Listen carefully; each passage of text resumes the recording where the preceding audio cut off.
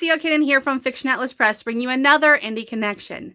Today I'm going to be telling you about some indie books that you might enjoy if you're a fan of Everything Everything by Nicola Yoon.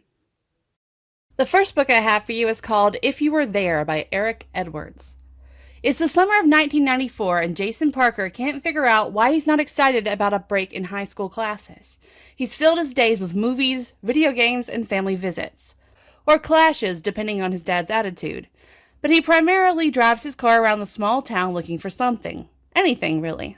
From birth, he's learned his small town and family are a mix of integrity and dignity with cruelty and fear. It's a place where everyone knows everything about their neighbors, but the most prevalent emotion is loneliness. When he meets an intriguing young woman, he glimpses a different life and future. That relationship fills him with hope for something different, something he's always wanted but thought was out of reach. For the first time in his life, he embraces a potential future of love, happiness, and security. After the romance abruptly ends, the rest of his life is guided by that relationship. Sometimes Jason ignores that guidance, and sometimes he welcomes it. If You Were There is not only about Jason's life, but is also about how people deal with unexpected choices. The second book I have for you is called Waterfall Effect by K.K. Allen. Lost in the shadows of a tragedy that stripped Aurora of everything she once loved, she's back in the small town of Balsam Grove, ready to face all she's kept locked away for 7 years. Or so she thinks.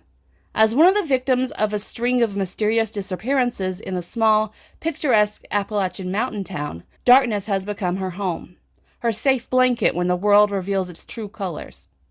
But as the walls of darkness start to move in on her, she knows the only way to free herself from her past is to face it head on. She just needs to figure out how.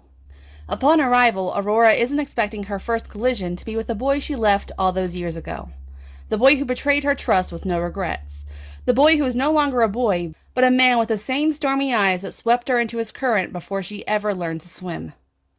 She had thought he was safe. He had thought their path was mapped out. Turns out neither of them was ready for the crash at the bottom of the cascade.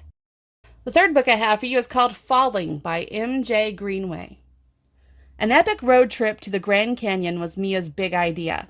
All she had to do was convince her brother's best friend to drive them in a borrowed hearse. This getaway was supposed to help them heal from their shared loss. What they never anticipated was the sparks that would fly between them. And the last book I have for you is called Return to Dawn by Madeline Stevens. High school sweethearts Melanie Thompson and Adam Gerhardt seem destined to spend the rest of their lives together. From her job at an upscale art gallery to their cozy Manhattan apartment, Melanie is having the time of her life. But their perfect world is shattered in an instant when tragedy strikes. Now, at the crossroads of love and loss, Melanie fears she may lose Adam forever. Will she struggle against her fate, or will she awaken to the realization that love was there all along? Okay, that's all I have for you this week. I'll see you next week on the Indie Connection. Bye.